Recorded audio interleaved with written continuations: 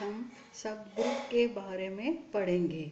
Complex of a group, एक समूह का कॉम्प्लेक्स।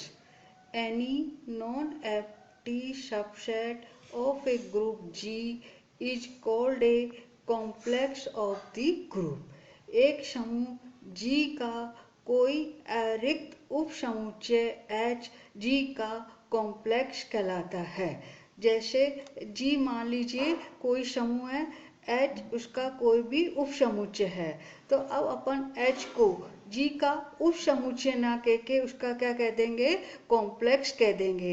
इस तरह से कॉम्प्लेक्स क्या है, एक तरह से समूह का उप समुच्चय है।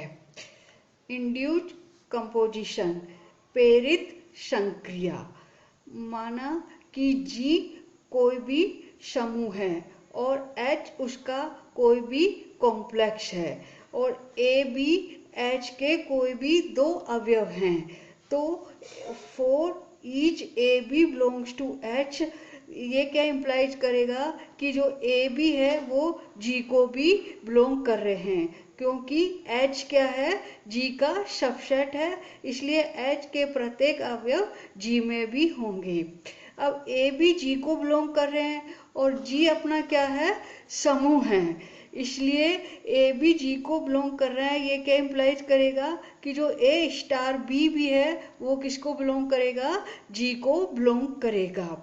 अब ए स्टार बी जी को बिलोंग कर रहा है, तो इसके इम्प्लाइज करेगा ये कि ए स्टार बी या तो एच को बिलोंग करेगा या ए स्टार बी एच को बिलोंग नहीं करेगा।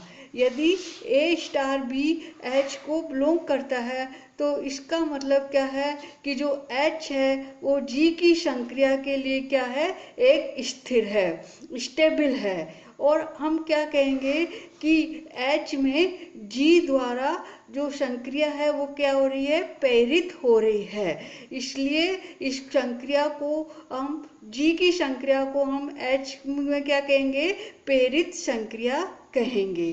तो प्रेरित संक्रिया क्या हो गई कि जैसे ये आपका क्या है, जी सेट है, एच इसका क्या है, सबसेट है, तो ए और बी अपन कोई भी दो एलिमेंट ले लें, यदि ये दोनों एलिमेंट में अपन वही संक्रिया लगाएं जो कि जी में है, तो अपन और संक्रिया लगाने पर जो अवयव आए वो किसका है, एच का ही आए, तब हम कह देंगे कि जो जी की संक्रिया है वो क्या है, एच में प्रेरित संक्रिया है।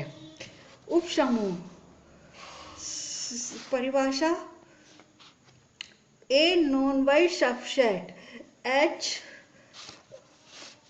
H of a group G is called a subgroup of the group G if H is closed for the operation of G. That is, A belongs to H, B belongs to H. This implies AB belongs to H. Second, H is a group for the induced operation of G.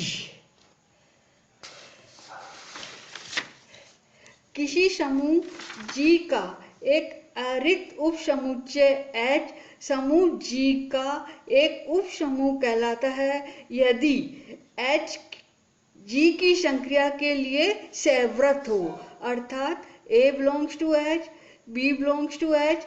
This implies AB belongs to H. Second, H समूह G द्वारा प्रेरित संक्रिया के लिए समूह हो, अर्थात जैसे ये आपका G क्या है, कोई भी समूह है, H इसका उप समुच्चय है, तो जो ये H है वो G का उप समूह कब कहलाएगा, जबकि इसके कोई भी दो एलिमेंट ले लें अपन ए बी के और इसमें अपन जी की संक्रिया लगाएं, तो जो अवयव आए वो किसका है, एच ई का है। एच ए बी इसके अंदर ही हो तब अपन कह देंगे कि जो संक्रिया है वो H में कैसी है, सैवृत है। तो पहली कंडीशन क्या होगी कि जो संक्रिया है G की संक्रिया वो H में कैसी हो, सैवृत हो। दूसरा क्या हो कि जो अब जो H है मतलब ये जो सेट बना ये खुद क्या हो, स्वयं भी G की संक्रिया के लिए एक ग्रुप हो। मतलब कि जो H में G की संक्रिया का क्या हो, तत्समक अवयव विद्यमान हो। इसके प्रत्येक H के प्रत्येक अवयव का G की संक्रिया के लिए जो प्रतिलोम है वो भी किसमें हो, इस H में ही हो, तथा H में ये संक्रिया कैसी हो, सहचारी हो। तब अपन क्या कह देंगे कि जो H है वो G का क्या है, सब ग्रुप है। ठीक है ना। तो सब ग्रुप सिद्ध करने के लिए अपन को क्या करना होगा, दो बात सिद्ध करनी होगी। पहली बात तो क्या सिद्ध करनी पड़ेगी कि जो आपका G की संक्रिया है उसी संक्रिया के लिए जो H है वो कैसा हो, सैवृत हो। दूसरी बात अपन को क्या सिद्ध करनी पड़ेगी कि जो H सेट है वो भी उसी संक्रिया के लिए जिसके लिए G समूह है के लिए एक समूह हो। तब अपन क्या कह देंगे कि जो H है वो G का क्या है, उप समूह है। प्रॉपर एंड इम्प्रॉपर सब ग्रुप, उचित एवं विषम उप समूह। प्रत्येक समूह जिसकी कोटि 2 या 2 से बड़ी हो के कम से कम 2 उप समूह आवश्यक होते हैं। एक होता है G और दूसरा क्या होता है, तत्समक अवयव का जो सेट होता है वो। इन दोनों को अपन क्या कहते हैं, G के विषम उपसमूह कहते हैं, इम्प्रॉपर सब ग्रुप कहलाते हैं। ठीक है ना। और इसके अतिरिक्त जो भी उपसमूह होता है वो G का क्या कहलाता है, उचित उपसमूह कहलाता है।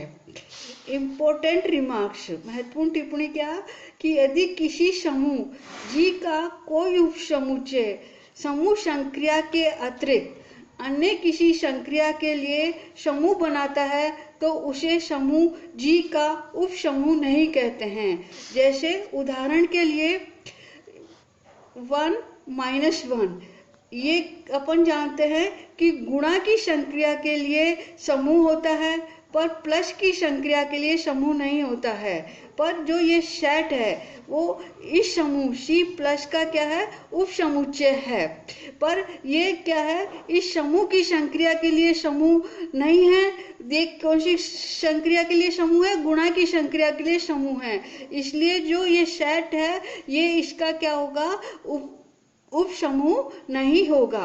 अर्थात उप समूह कब होगा, जबकि मतलब HG का उप समूह कब कहलाएगा, जबकि H उसी संक्रिया के लिए समूह हो जिसके लिए G आपका समूह है। ठीक है ना। एग्जाम्पल ऑफ सब ग्रुप, जैसे अब पूर्णांकों का समूह Z प्लस परिमेय संख्याओं के समूह Q प्लस का एक उप समूह होता है।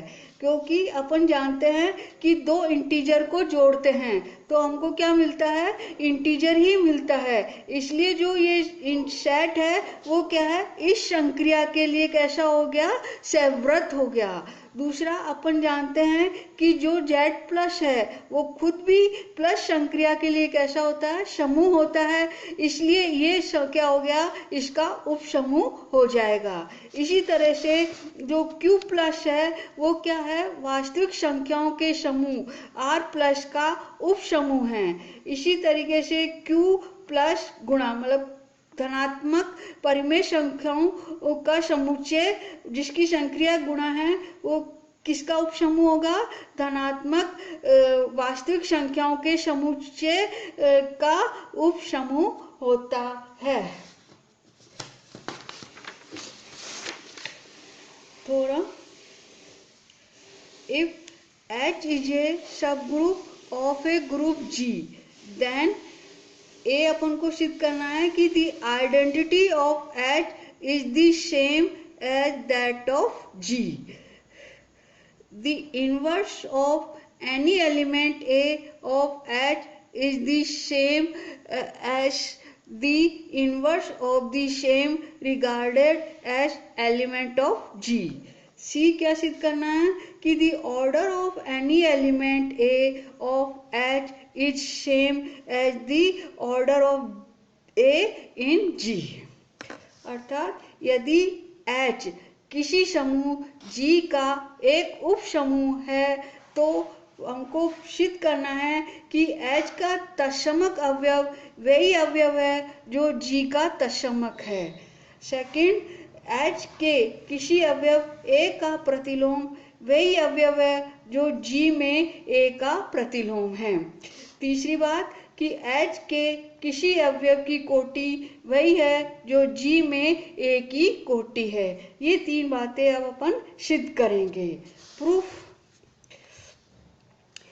पहले अपन को क्या सिद्ध करना है कि H का तत्समक अवयव और G का तत्समक अवयव समान है। तो अपन क्या मान लेंगे कि इन दोनों के तत्समक अवयव कैसे हैं, अलग अलग हैं। माना कि E और E' क्रम से G तथा H के तत्समक अवयव है, तब अपन को क्या सिद्ध करना है, E बराबर E' है तथा अपन ने एक H का कोई भी अवयव ले लिया। अब A H का अवयव है और E' क्या है, H का तत्समक अवयव है। तो तत्समक अवयव की परिभाषा से अपने पास क्या आ जाएगा कि A E' बराबर EA' बराबर A के आ जाएगा। ठीक है ना। अब A किसका अवयव है, H का अवयव है और H क्या है आपका, G का उप समुच्चय है, इसलिए A क्या होगा, G का भी अवयव होगा। अब A G का अवयव है और G का तत्समक अवयव क्या है अपने पास, E है, इसलिए अपने पास तत्समक की परिभाषा से क्या आ जाएगा, AE बराबर EA बराबर A के आ जाएगा। अब इस 1 और 2 से अपने पास क्या आ जाएगा, ये A और A बराबर है, इसलिए AE' बराबर क्या आ जाएगा, AE के आ जाएगा। अब अपन जानते हैं G आपका क्या है, समूह है और समूह में निरंसन का नियम लागू होता है, इसलिए अपने पास निरंसन के नियम से क्या आ जाएगा, E बराबर E' बराबर E के आ जाएगा। इसका मतलब कि H का तत्समक अवयव वही अवयव है जो का G का तत्समक अवयव है। अर्थात समूह तथा उप समूह दोनों का तत्समक अवयव कैसा होता है, समान होता है। अब सेकंड अपन को सिद्ध करना है कि H के किसी अवयव का प्रतिलोम वही होता है जो कि G में उस अवयव का प्रतिलोम होता है। तो माना कि A कोई भी H का अवयव है, ठीक है ना, और चूंकि H क्या है, G का उप समुच्चय है, इसलिए A H को बिलोंग कर रहा है तो A क्या होगा आपके G को भी बिलोंग करेगा। अब A क्या हो गया, H और G दोनों का अवयव हो गया। और मान लीजिए G का तत्समक अवयव क्या है, E है, तो अपन ने सिद्ध कर रखा है कि जो H का तत्समक अवयव होगा वो भी क्या होगा, E होगा। ठीक है ना। और माना कि A का H और G में प्रतिलोम क्या है, B और C है, तब अपने पास क्या आ जाएगा, क्योंकि B क्या है आपके पास, A का प्रतिलोम है, इसलिए प्रतिलोम की परिभाषा से अपने पास क्या आ जाएगा, AB बराबर BA बराबर E आ जाएगा। इसी तरीके से C क्या है आपका, A का प्रतिलोम है, तो प्रतिलोम की परिभाषा से AC बराबर CA बराबर E आ जाएगा। अब ये E बराबर है, इसलिए अपने पास क्या आ जाएगा, AB बराबर AC आ जाएगा। फिर उसी तरीके से G आपका क्या है, समूह है, इसलिए इसमें निरंसन का नियम लागू होगा, इसलिए निरंसन के नियम से आपके पास क्या आ जाएगा, B बराबर C आ जाएगा। इसका मतलब क्या हुआ कि उप समूह के किसी अवयव का प्रतिलोम उस उप समूह में तथा मूल समूह में एक ही अवयव होता है। ठीक है ना। इसका मतलब कि जो आपका समूह है और उप समूह है, उन दोनों में उप समूह के किसी अवयव का प्रतिलोम कैसा होता है, समान होता है। अब अपन को क्या सिद्ध करना है कि H के किसी अवयव की कोटि H में तथा G में समान होती है। तो माना कि A कोई भी H का अवयव है, ठीक है ना। और चूंकि H G का सबसेट है इसलिए A H का अवयव है, इसका मतलब A G का भी अवयव होगा। अब मान लिया कि A की H में कोटि M है तथा A की G में कोटि N है और G का तत्समक अवयव क्या है, E है, तो H का तत्समक अवयव भी क्या होगा, E होगा, ठीक है ना। अब कोटि की परिभाषा से M क्या है, आपकी A की कोटि है इसलिए A की पावर M बराबर क्या होगा, E होगा। इसी प्रकार से N भी इसकी क्या कोटि है, तो A की पावर N भी क्या होगा, E के बराबर होगा। अब E बराबर है इसलिए A की पावर M बराबर क्या हो जाएगा, A की पावर N हो जाएगा। अब A इसके इन माइनस एन से दोनों ओर अपन ने गुणा कर दिया तो A की पावर M A की पावर माइनस एन बराबर A की पावर n इंटू A की पावर माइनस एन, ये किसके बराबर हो जाएगी, A की पावर 0 हो जाएगी। A की पावर 0 को अपन क्या लिखते हैं, तत्समक अवयव लिखते हैं G का, तो E हो गया।